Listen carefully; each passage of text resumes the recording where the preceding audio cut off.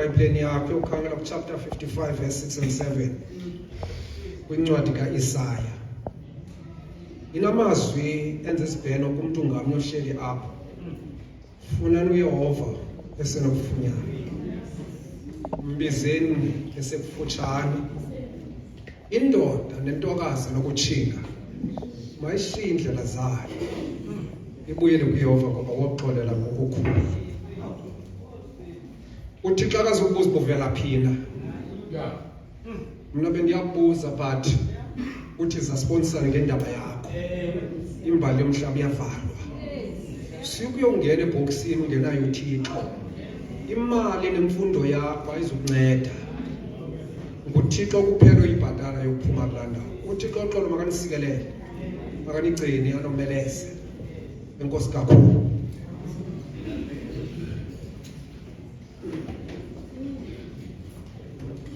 All right. La solo alifuni ke nindibambe ba isithembiso samanje sifiziksana ngenxa yexesha sizayibamba la solo.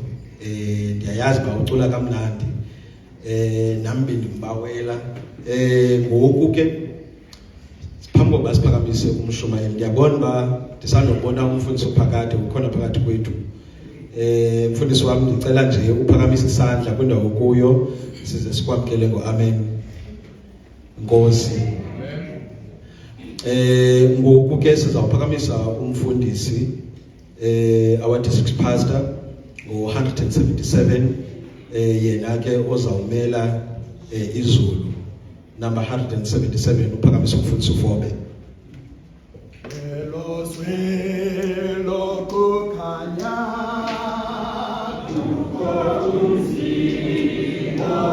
Christ.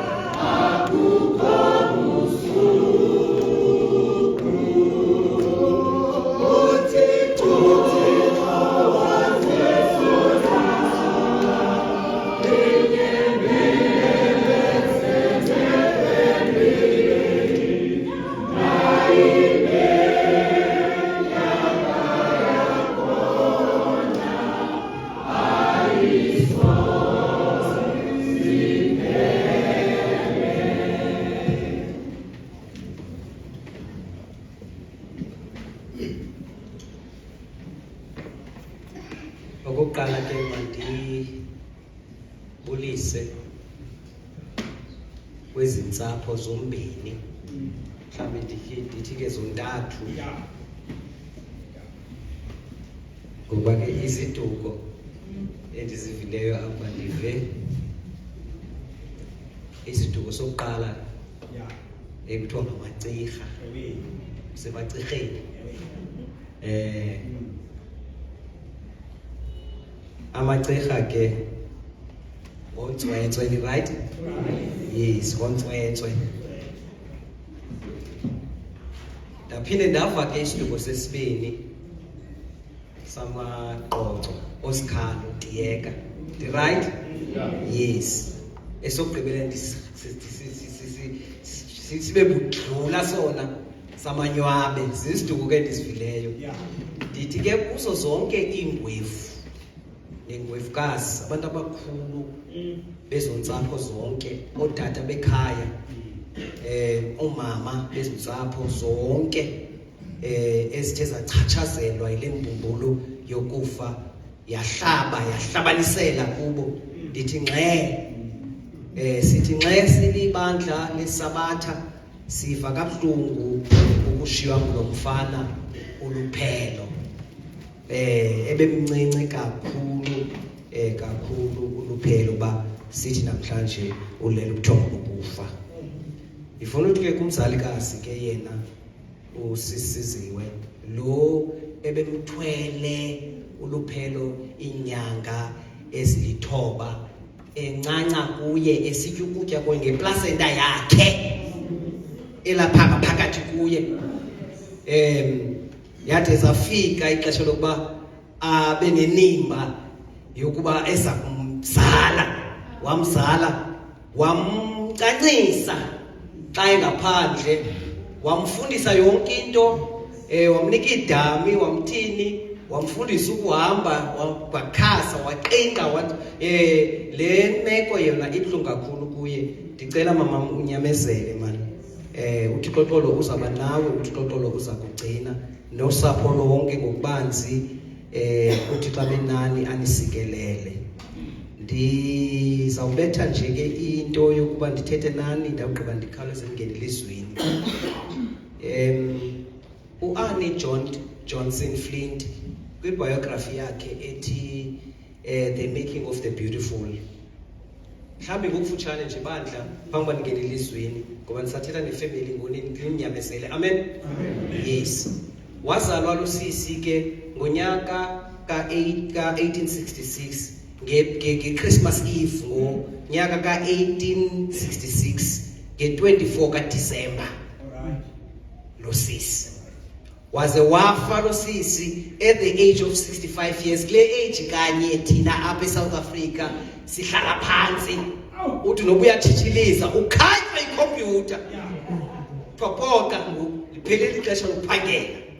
Wafa ke losisi at the age of 65 years ngo-1932. Uzalelwa ke phaya kwindawo yaseAmerica. Uthe ezalwa ke losisi zisuka nje wazalwa ngelishwa, wazalwa wayinkedama. Aba bantu bebesalumzala bakhawuleza basithela bemshiya ke losisi. Losisi uthe xa engathi noko upha kwixesha lokufikisa wafumana isifo esibizwa ngokuba yi-rheumatoid arthritis, isifo esihlasela i-joints ezi zeminwe, ufike udumbile uqoba ufuna i-rubbing staff.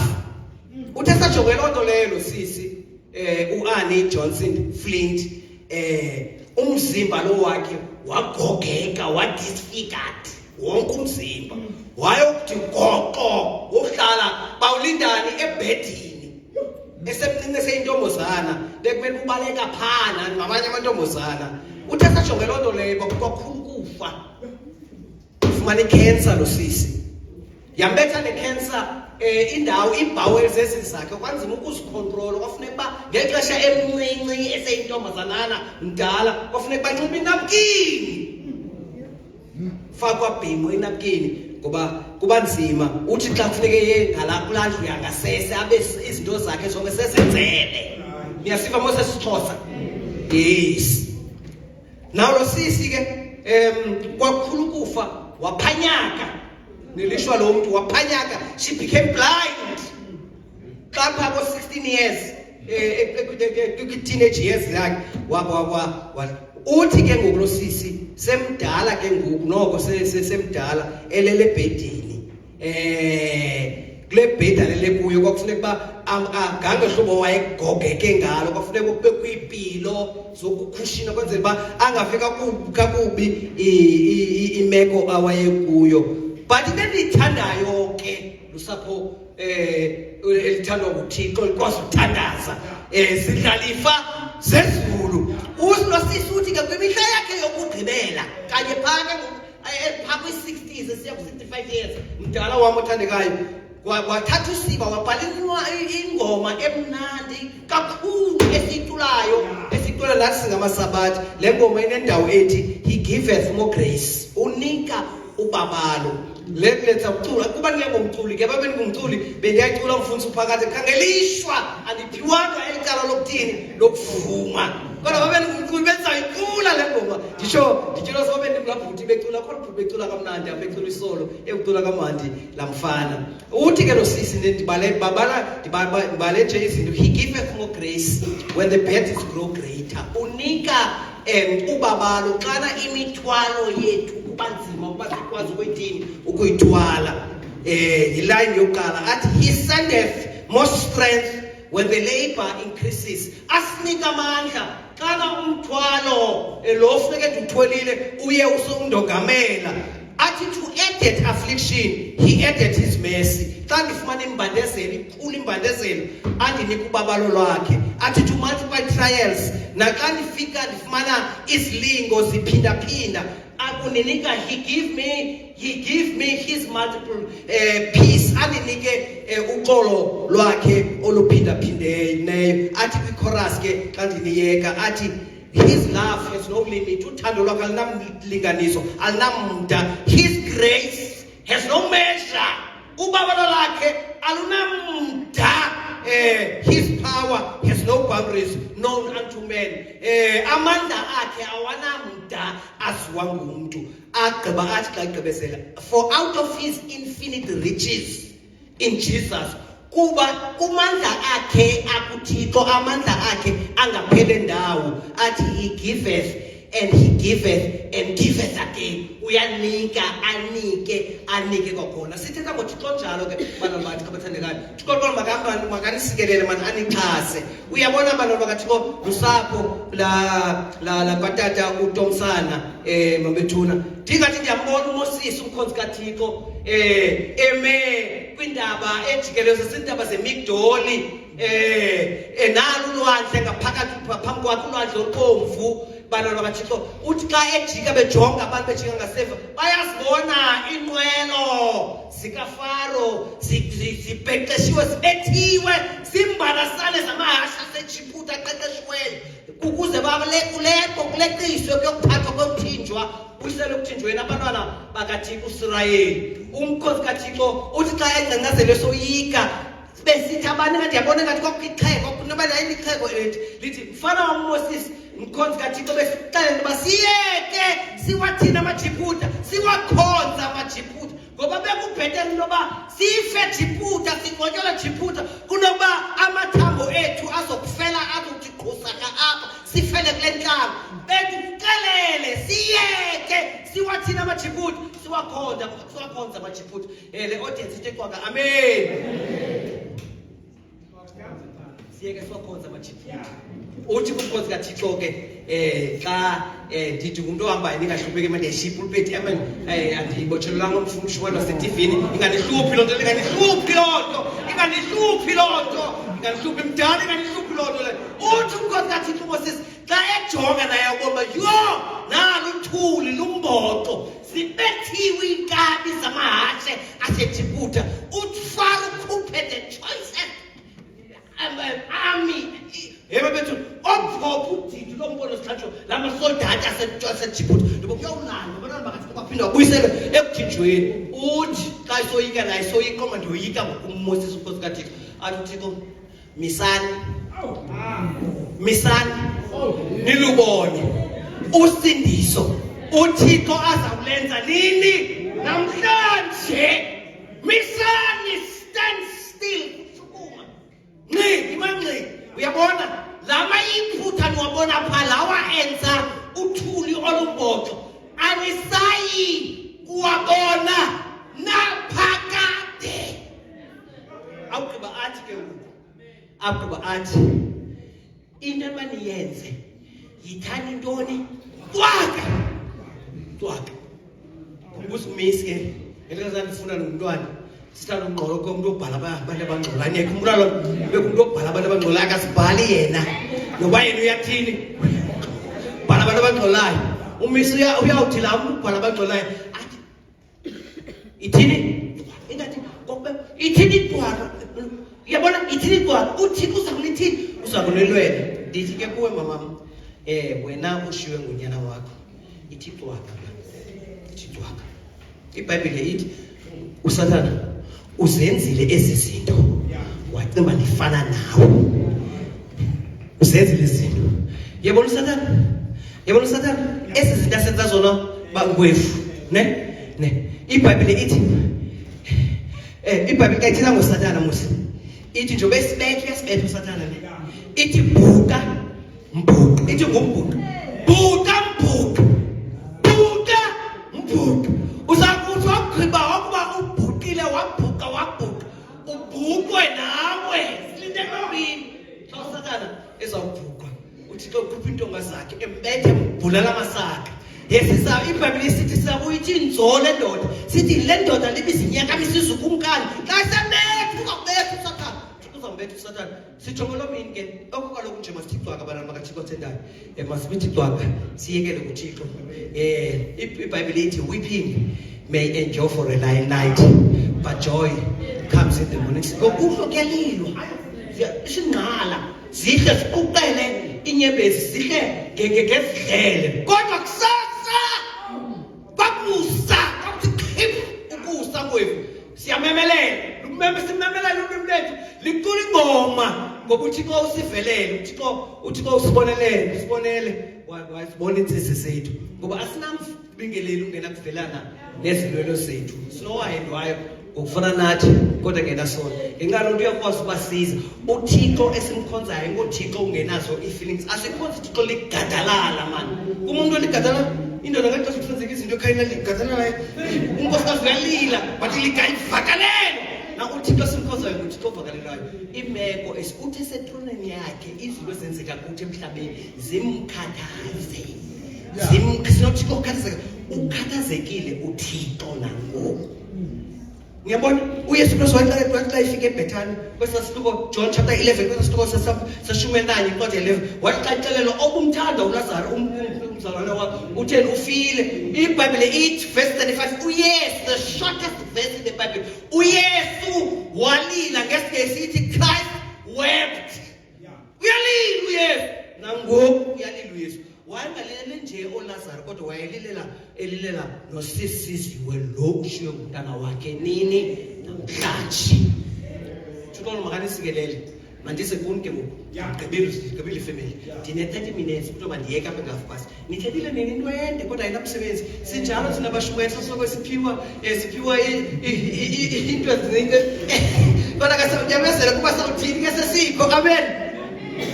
Beke ilizwi lami ke khawulezile ke bana baThixo ngifuna uphakade because ngaThixo ndiyavuya ukhona konsidodenkulu ndifunda ngokwesahluko seGenesis incwadi yesiqalelo the book of origins incwadi yesiqalelo. Yabona iBhayibhile incwadi yeGenesis iBhayibhile is a mini Bible. Genesis kuthi yonke into ekhoyo eBhayibheleni odibana nayo eBhayibheleni ayiveli ngizawusethela imisikhonika inasifika besisixoxa ngamehla sibanga siyathuka ayiveli ithi muku isikhosi sibanga siyathuka musine ayiveli ithi muku sisixhosa ezo into ethi muku into eveli ithi qe right ayiveli ithi muku ibe into yathethwa yaintroducewa yaziswa ngenxa ngaphambi kwencwadi yeGenesis. That's why ndithi ukuba besibhalela iBhayibhile esafumana usindiso sibhalelwe incwadi yeGenesis kuphela Mihleli zonke izinto eseBhayibheleni zonke kwincwadi zonke zoyi 66 the canon 66 books yonke bike yathethwa kuncwadi yeGenesis.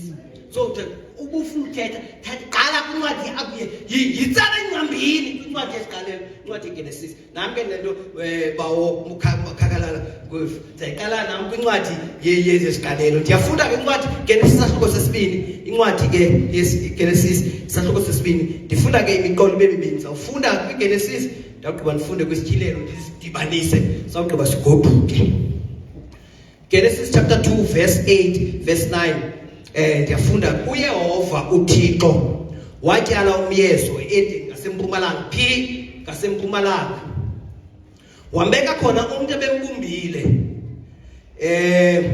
uYehova verse 9 uYehova uThixo wantshulisa emhlabeni yonke imithi enqwenelekayo ngokukhangeleka nelungele ukudliwa nomthi wobomi emyezweni phakathi nomthi okwazi okulungileyo nokubi ndifunde ukugqibela because ngaphindi ndiphathe iBhayibhile amen ndifunda ke kwincwadi yesityhilelo isahluko samashumi amabini anesibini Revelation chapter 22 ndifunda khona verse 1 to verse 5 ndicela ninyamezele ipassage sandibonisa umlambo wamanzi obomi uqaqambile ngathi ngumkhenkce uphuma etronini kaThixo neyemvana phakathi kwezitrato sawo ngapha nangapha komlambo ngumthi wobomi ovelisa inhlobo zeziqhamo ezili12 unika inyanga ngenyanga zonke isiqhamo sawo aye amagqabi omthi lowo angokuphilisa inhlanga akusayisabakho nasinye isiqalekiso yaye itrone kaThixo neyemvana iyakubakho kuwo abakhonzi bakhe bamkhonze babubone ubuso bakhe negama lakhe libe semabunzini abo akuyi kuba sabakho busuku bokhona abafuna isibane nakukhanya kwelanga ngokuba inkosi uThixo ibakhanyisela baya kuba ngokumkani kude kuse emaphakadeni asemafakadeni elike lilizwi lenkosi inkosi ingabeka insikilelo kwelizwi layo amen lisidinga lakho nayibona la kaloku thina besithuliswa ngomisi nobe kufunda mna e6 lower primary nanizalelwa lapha eBhayi ndikhulela lapha eBhayi ayikho indawo endiyazi udlula eBhayi hlala ko-forums i6 ko-11 funda phaa i6 principal ami yangumdingi sasinxiba ke phaa esikolweni oshoti abakake abafutshane ungafuni uba ibhrukhweni awubethwa ngumisi ibhrukhweni nehempe ezekaki sifake ikwati apha zentente zebisi kwafika uyihudi United Dairies asiphathele ntoni ubisi kufike inqwelo yakapayos waphela ke ezise opayos amen so besithi ke xana phambi koba singena esiklasini sime emigcini ayisayenziwa kaloku sime emigcini naba bedwelile omisi bethu abaphambi kwethu amen yes singamakhwankwazi amabhoyisana kusimile apha simamela komisi jonge kubo sonke kuba sawungena eziklasini amen kwakuqala ke kubekwa ingoma ezingoma ingoma ezazixhaphakile ngelo xesha ke engeso zasewisini yayizingoma zaserhabe andiyapha kokutheni yayizingoma zaserhabe enye yengoma ke yile lisalisidinga lakho Thixo Nkosi ndifuna ndihlabele ke into abakhona sicula kandihlabelele ke lisalisidinga lakho Thixo Nkosi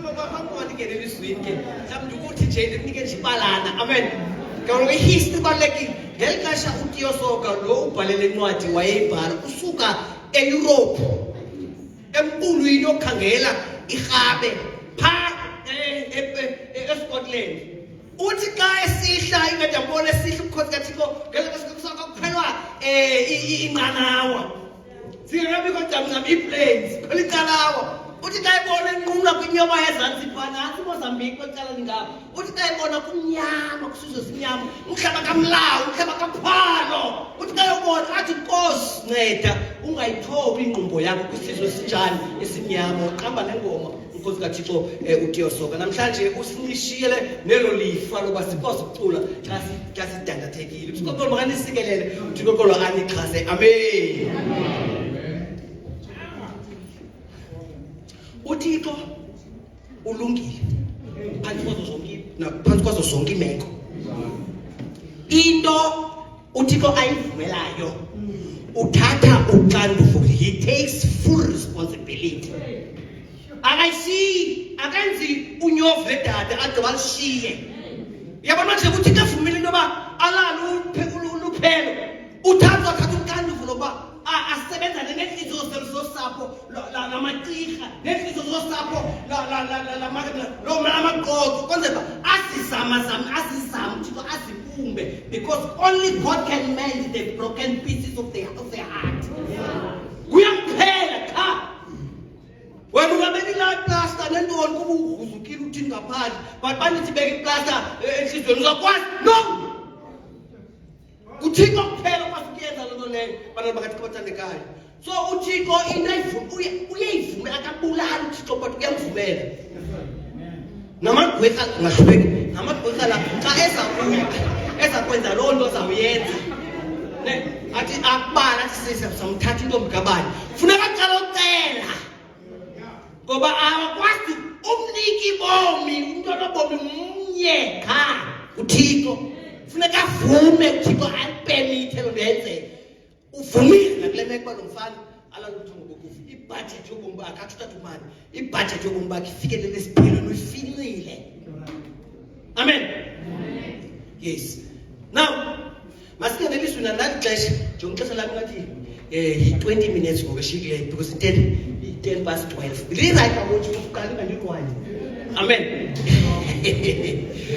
na uThixo uyamthanda umuntu na uthi kuhlele beziziko zobuThixo Godhead uyise unyana ngoyigwele babona into ba hey it's not enough basihlale singoThixo bona masibe ne-extension indawo engenye badala umhlaba wathi ke ngikula mhlaba masibekho abantu wadala abantu ababili uAdam noEva umakhulu wethu nobakhulu wethu Adam sonke siphuma kuAdam noba ungumkhushi waseAfrika umtopi yomnyama ungava sepha zamabhulu ongava sepha usemhlambile hayi kushepu umnyama uphuma kuAdam ngoba uAdam kubakhulu wako wonke umuntu noba umhlophe uthwaliwe phuma kuAdam wonke umuntu phuma kuAdam abekuAdam abekuEva phaya ezweni xa ugqiba ubabeka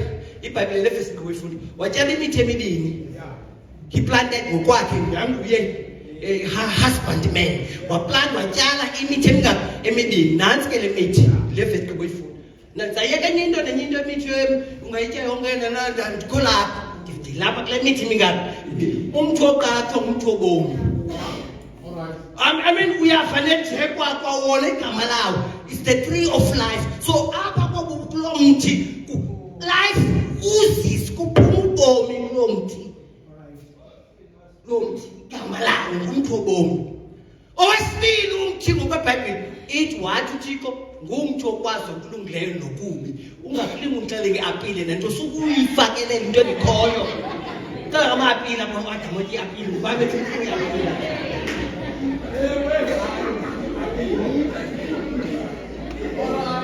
Apoka apile apile wena uthutheni uyabhala wena ngumthi owesibili ngumthi okwazi ukulunga nokubi ngesikesi is the tree of knowledge of good and evil full stop umfisto usiyingcinge ngesixhosa ufake nyika amen wayibeka le bithi kutshela Thixo wayibeka yankongozelana yes wa-adjacent wa-opposite omnye kwenza xa uAdamu noEva besiya kumntu obomi bayawugxeletsha nowabethu babangahogide bayawugxele abakwazi ukubona ngoba ukufuphi nawo ngoba yomibili le mithi ibhayibheli yabekwe sasizulwini iyavakala ngithethayo bekwe sasizulwini amen Nkosi yami yangihlekisa izinto zezulu wayibeka apha le mithi uThixo wanika imiyalelo different instructions wathi lo mthi obomi ningawutya ngoba lo mthi purpose yawo ukuqhubela phambili ubomi is to perpetuate life without babaye kulo mntu ofumana fuel bebeza kufa bezawueitha that's why sisifa nje ngoba asinali umthi obomi awukho ngoba sikwazi ufuel sifumana i-energize awukho siyaguga nangoku jijonge i-ID yakho okanye thatha i-reference book bathatha i-reference book wena reference book abahlali bayeza reference book ndiyazikabona i-reference book thatha i-reference book ukona 18 uqala uthatha i-reference book uzijonge he uyibumba umhlephayo uthathe i-ID i-smart card ujonge wena ngubani ngomlolo ngubani lona ngobinolento ngubani nokuqala wabuyela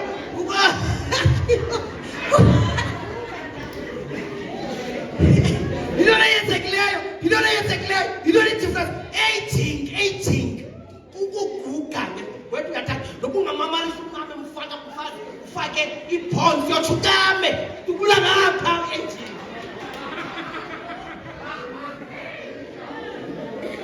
wayibeka le mithi wathi bawutyiwe lo ndiyakupermita bawutyiwe lo is prohibited mangatyiwa you're not permitted to eat this ngoba ingewawuthe wawutya uzawuthini uzakufa wayibeka le mithi ndifuna ke lo mthi uyeke lo ukwazi ukulungela ngoku ndifuna sihlale kulo mthubo amen sihlale kulo mntu ngobomi uyabona ke yonke into ephuma kuThixo inobomi because even nomlambo ithi ngumlambo wamanzi obomi ayifani namanzi lawa lapha eNelson Mandela Bay ane cholera le Labo mtsamazeno balawa sefisho ta fletsa mdaka ku recycle la no kuna batho kolwe makatithe kolwe fa kuma bela I got this or to finish. I showed you my this. Now,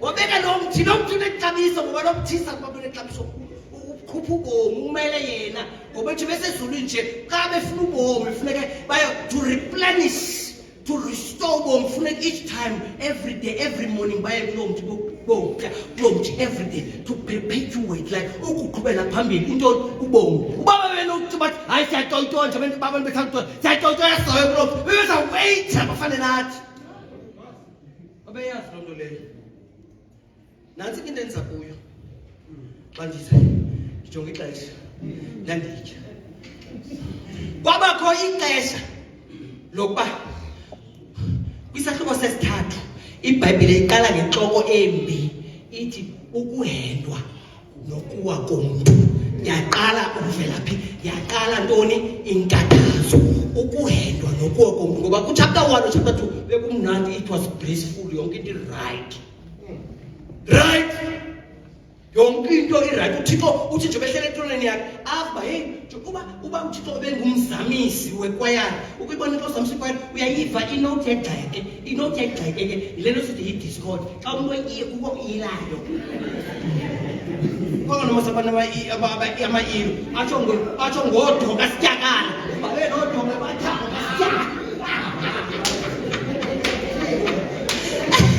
uThixo wayesinyashile entroneni yakhe zakhondaza ave kuchapter 1 chapter amba yonke into there's harmony yonke iharmony yonke into kodwa usathana uyaqala inkathazo kusashoko sesithathu sihloko sesithathu uwedwa iqala ngokuthi xa iqala sashoko sesithathu ifesi yokuqala kusashoko sesithathu inyoka yayinobuqhophololo uyabona ubuqhophololo ngegama esekhesha igama lobuqhophololo sicela yayinokumenemene ngaphezu kwazo zonke izinto uthi atheni asidayele eyiphi inyoka leyo nyoka yakudala usathana kodwa idisguisile yezinyoka usathana mabethu ugxothwe ezulwini ndiyakukhawulezisa ugxothwe ezulwini waqala waya kumazwe angazange awe esonweni sitsho thina singamasabatha sinento sizaze siqhuba kuzo siyabhokwana ukuthi silethele isikoko samasabatha kukwinde isikoko uncane ebhayibhileni amazwe angazange awe esonweni aweka ebhayibhileni loo nto webhayibhile isesabatha sokubonisa thina amazwe angazange awe esonweni waqala kuwa mane nqonqozo nqonqonqo ndivulele nqonqonqo ndivulele khona ngometshoyo wagxotha ukuthi ayaya ungakulenza usimushe nothixo thina siqabathini hamba ufuna waqonda usathana okay xa ndisekule planet ngoba ndingasindi ngusana ndibonakala ndisisithume esihle sesi mandithi this guys wangena enyokeni he used the serpent as a medium wasebenzisa inyoka waqala wathetha nomfazi ayiwo manilungisa into because ndiyayazi uba siyathanda ukubatsholo mama manilungisa into ngoku uyabona uAdam noEva bobabini barepresenta ihumanity noba kwakutye banina ihumanity became fallen yaba saba ngabantu abawileyo irrespective of ubani wathatha i-step sokuqala noba kwakuthatha uAdam sasawa noba kuthatha uEva sasathini sasawa yekuEva but singabantu abawileyo ke namhlanje now uthixo ke ngenxa yexesha engenalo uthixo ke saqala isono kusashoko sesithathu saqala ntoni isono kusashoko sesithathu saba kule mbuqu esikuyo siyafa ihlabathi lonke ligcwele amangcwaba naphina naseChina naphina kukho abantoni amangcwaba esinoma kamangcwaba sabe sibili now uthixo ke waqonda isahluko sesithandathu sithi ke ukuyila kwengcinga zabantu wathi uxesha electronic xa iqwalasele indoda ehlele ebuhlanti waqonda aqwalasele into eyicingayo wathi lo mntu nje behlele apha ebuhlanti ucinga udoti lo abona ibhetera icinga udoti lo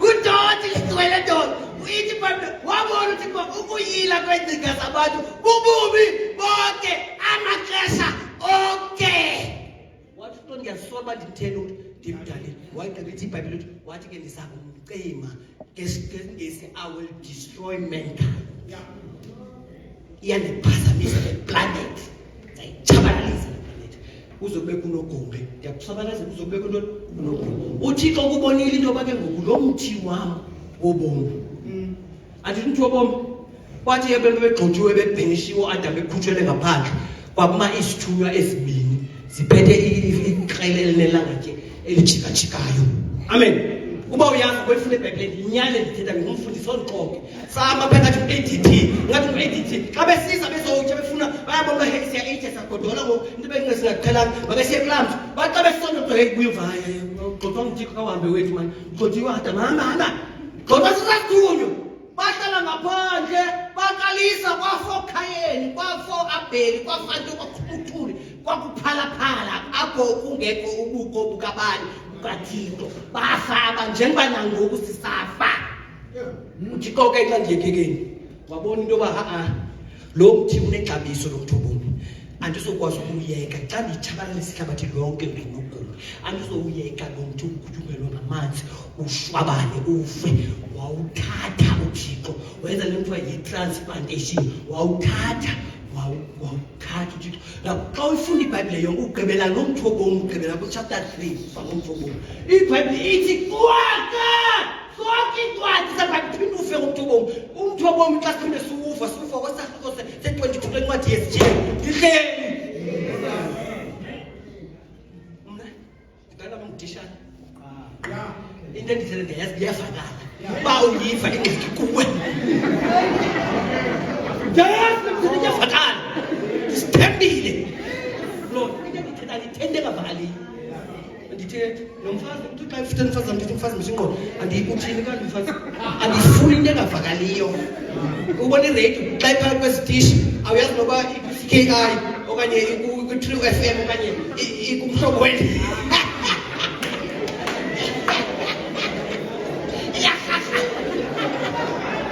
ngoba ayinawo amasa atwengileyo amen ufobe ndiyakuthanda ukushayela I enjoy preaching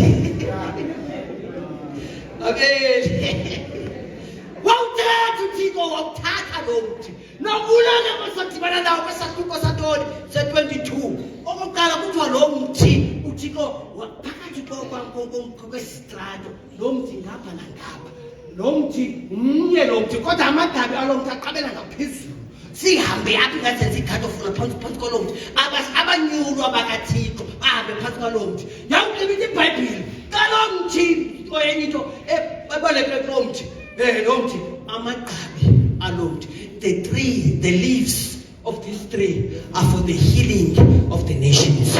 Umbuzo uzawuthi ke ngoba bekuthiwe senziwe ngakumila kumbi ngesiqophe ngephanyazo yinto lesasiyekile kufuneke siphiliswe yona mabethu bakuthetha into enzima zi-divisions yi-race yi-tribalism.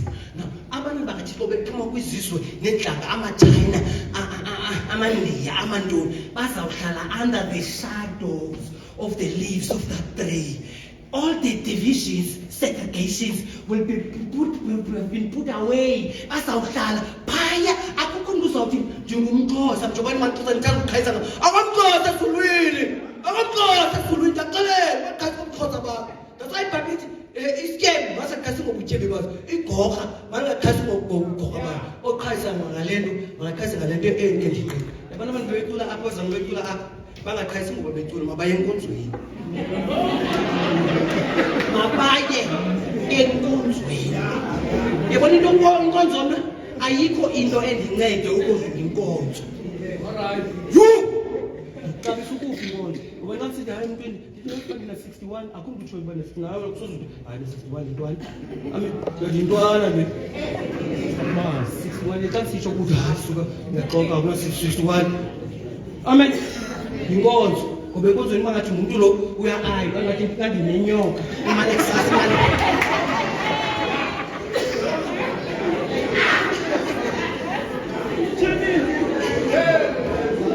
imane ndithini kusasa mane ndikhotha ndibendlele ngathi ndiya-8 xa ndifika kusasa bendifika ndiyimpuki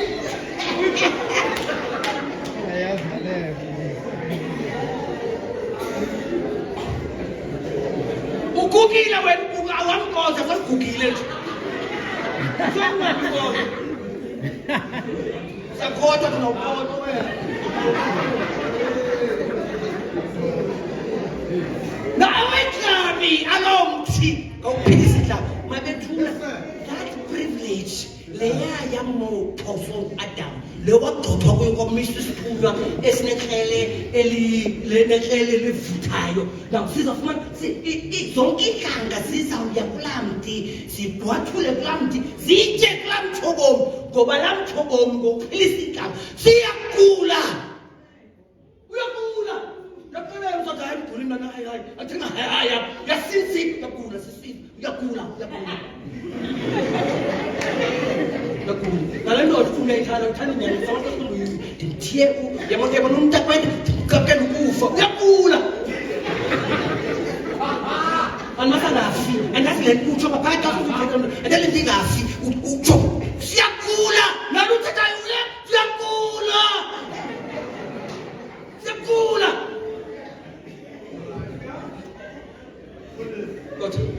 kodwa khona umathunga waseGiliyadi okwelaphayo ukuthini kwethu ndiyalimema babethuna please zenzele ifavor wamkela uYesu. iBhayibhile xa ndiyeka ithi umntu uvuma ngomlomo akholwe ngantoni wathi kudibana ezo nto zimbini umlomo nenhliziyo kudala usindiso iproduct lusindiso salvation sukuhamba kwi-trial se-Motherwell ungena hey unesibindi uyabold I don't know whether uyabhulifuna bold God kule mbulo ijoka ngapha e-Motherwell abaqiniseka apha e-Motherwell babuvukile kusasa uzayigqiba imini apha e-Motherwell thina e-Motherwell i-Motherwell xa kuthethwa nge-statistics zendawo e-dangerous in the world andithethi in the Eastern Cape okanye in South Africa ndithetha in the world i-Motherwell iphaka usathi phaka first 10 kodwa wena ngani amfuka bawo uyahamba ngokuziqenye uyathetha uziqenye itsho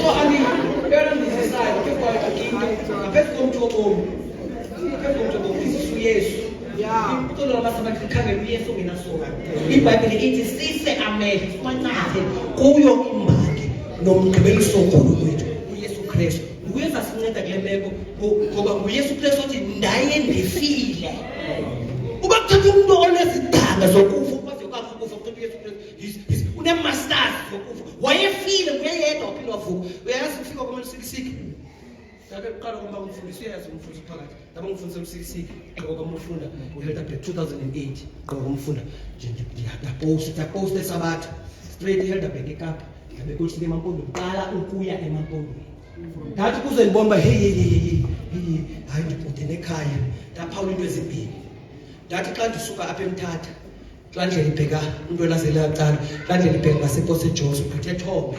ugqitha eThombe uba ujonge usikisiki uzawujimisa inhlavu unyuke kwimaxoxweni yonke usikisiki umuntu ngoba uyazi ngiyadala ngithetha yakubasela ngathi kuze ndife into ba hey ndikudele ekhaya ndafika language apha eTexini isiXhosa ife ngathi isiXhosa asisonqamnqam ngathi sibambe ngaphana pha kodwa ngomntamu nombhemi nolula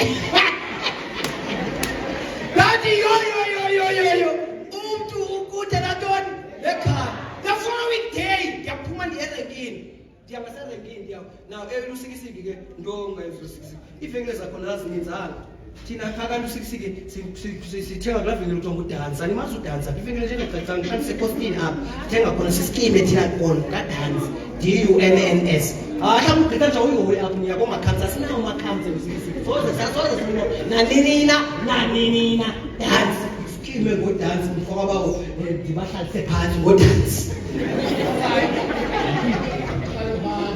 ngathi enqandini now udansi ivengile impahla uspa wafuna ukhona uspa nobox uboxa nandi iqale umazi eMampondweni usalo uboxa no Rhino zisupermarkets apha ujoyelana obheke impeno ntoni gololo sosibone nalini so ndathi ke ngoku siyake inkantathu yakaspa gqitha begarage ndagqitha erenkini ndafa umuntu ohayikisa abantu umuntu i-rank manager ikhwaza Thekwini zange nje ndifu umuntu obiza abantu uye Thekwini abantu Thekwini yasondela nokufana indaba bayeThekwini bazabuya nini uthi bazabuya namhlanje bayothenga ngathi bazabuya namhlanje wathi ewe ngejikalanga bathi mabona athi malanga abazabuya malanga ndizike afternoon bazabuya that's ngoba ndikude so phaya ke manje ndiyeka ke baye kunenza ukuthetha yathi ndiphuma pha ke ndikule ndlela iya ngasethi senweni xa ndisiya ngase-Flagstaff khona ukuthi ndabona kukho umzo omkhulu pha ubonakala uba ngexesha lawo wawumuhle kodwa ngokuqulile ndiyabuza uba ngumsika bani xa ungumshumayeli okanye ungumfundisi uba curious umshumayeli nomfundisi ocimela wempumputela amazi uzoshumayela into engayaziyo ndabuza ngumsika bani kodwa uyakwazi nomsi kwakuhlala apha urhotso usethunzi lwantando wayengumsuku ulowa wayexhasisa abantu abelungu ofedfuta aba bahlatywayo ngo-66 eParliament babesiza apha kwenzela bazokwazi ukuphinde banyulwe okunje i-politicians obani abantu babesiza apha ndithi kutheni ngoku uthi hayi le ndoda kaloku uyasweleka ngo-72 yasweleka nto athi lo mntu ngo-1972 yayilele kwisibhedlela sasemthatha General Hospital igula le nto Ngabiza umfazi wayo betitsha kandiphathele itaxi yami. Mfazi kandinike iyeza elithile nditofe yena. Yaba ngahogola yathi bizazo bonke abakhetha abangoba bendicela bathwasisile bazondinceda ndiyafa kufana ngo bathoba ncama. Ibali lithe ekugqibeleni wathi makusabashumayeli abantu abathetha kuThixo bazomnika isitofu sokugqibela. Ingxaki yakho wena awukasifumani isitofu sokugqibela yile nje.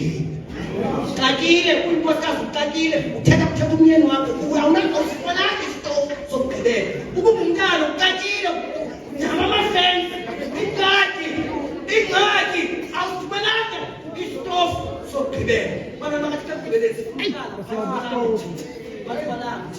all the tongues, tribes, nations, nationalities sawuhlala under the tree in one banner sonke sikhonza uThixo. Ithi iBhayibhile uverse 3 phambi kwanje uthi abakhonzi bakathi his servants will serve him. Abakhonzi bakaThixo bamkhonzeke kungekho barriers, no segregation and barriers. Sonke singabana wathi ngoba amagabi alomthi, the leaves of that tree are for the healing of the nation. Mabethuna siyagula ndiyafuna manje uphila nami ndiyagula manje ndiyagula ndiyakataka sokugula ndiyagula.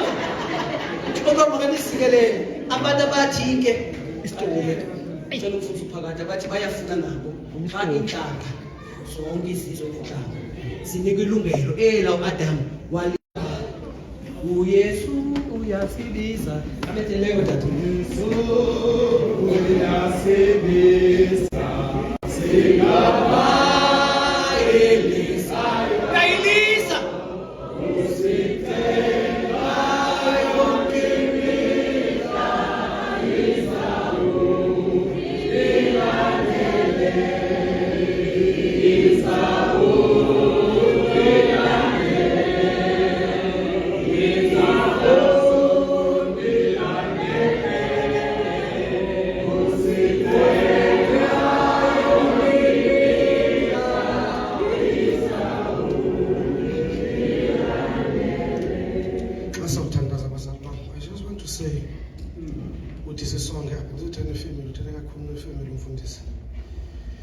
singayihleka yonke le ndaba ethetha umfundisi sithini athi ekugqibeleni what is saying is entirely true.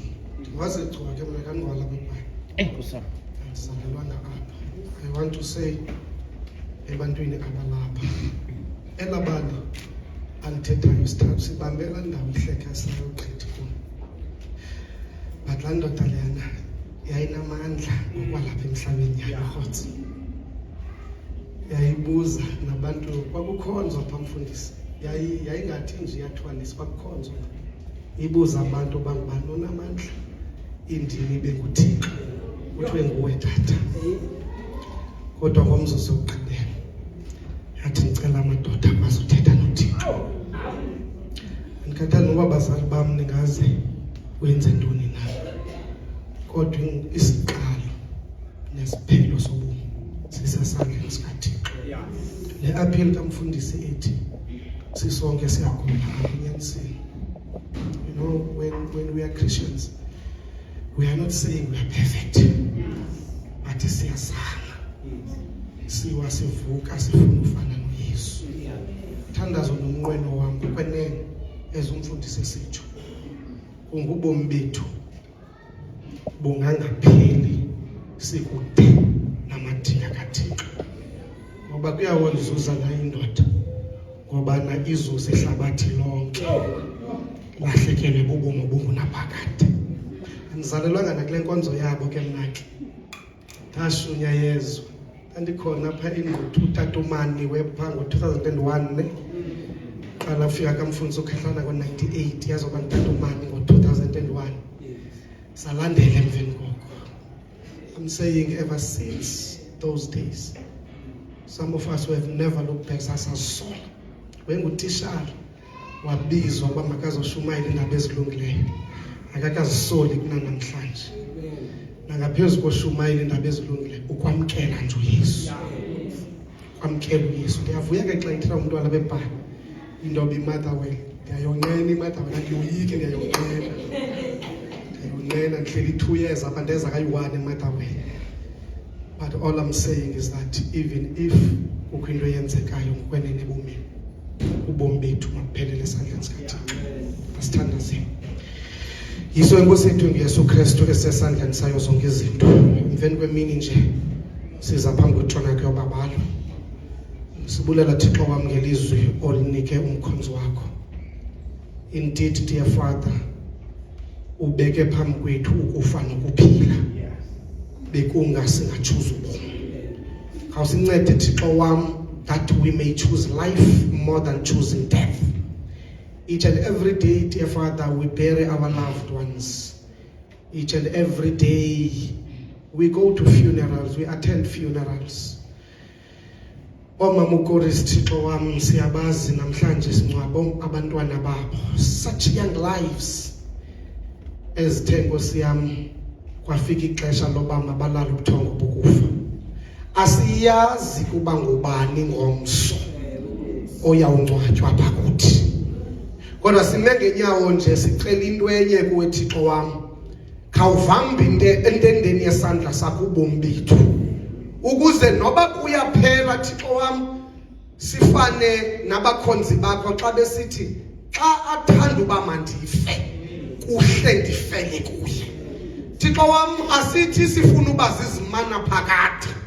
Kodwa into esiyicelayo kuwe sicela ubomi bethu buphelele esandleni sakho. Ngoba nasibabonile abantwana sizibonile ingwevu ziyolala ubuthongo bokufa. Yaye loo nto siyayiqonda engakabonakali uYesu.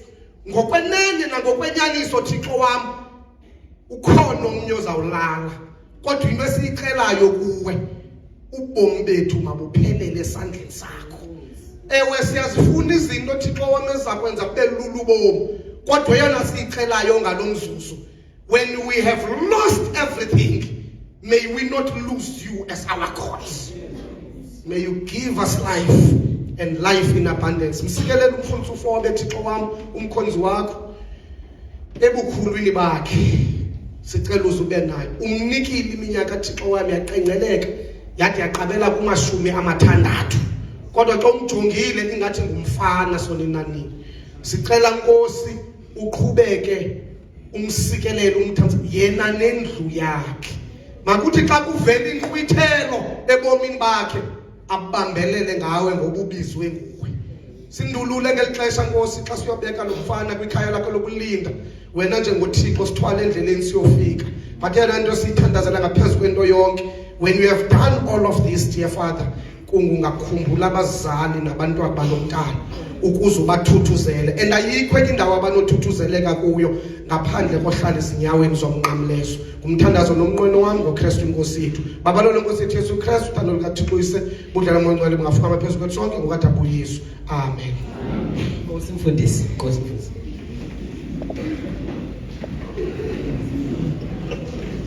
All right, siyabulela kakhulu.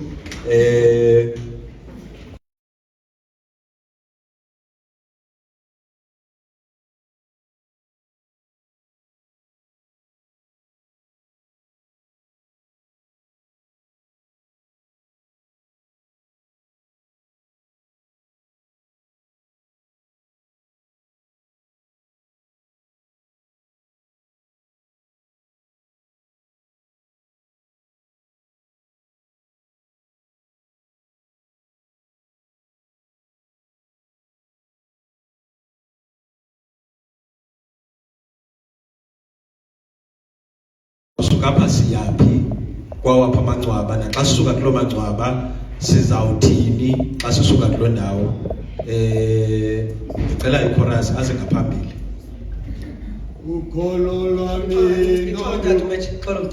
na xa siphuma mabethulane asiphume eholweni siphume enkonzweni masiphume ngeorder ethile kuzoqala thina abafundisi umfuzo phakade umdala uMecha siphume sonke then kulandele ifamily then kulandele amen. Uthixo nguThixo wecwadi. Amen. Nkosi kakhulu. Ukholo lwami ndonyuka nalo ndilubambe ngesandla niyongena nalo ekhaya sorukolo lwami ndonyuka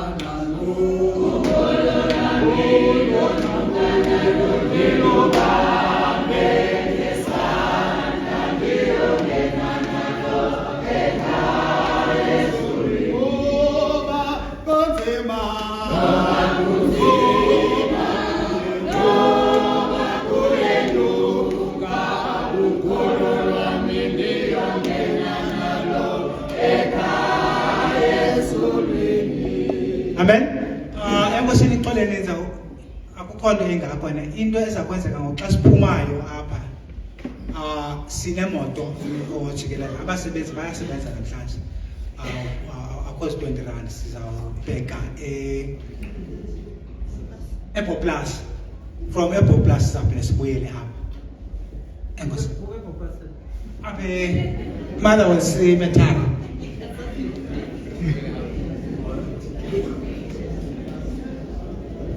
Okay, sicela ke abantu abanamandla sizothatha ilaluka lesiphumo. Ngosi.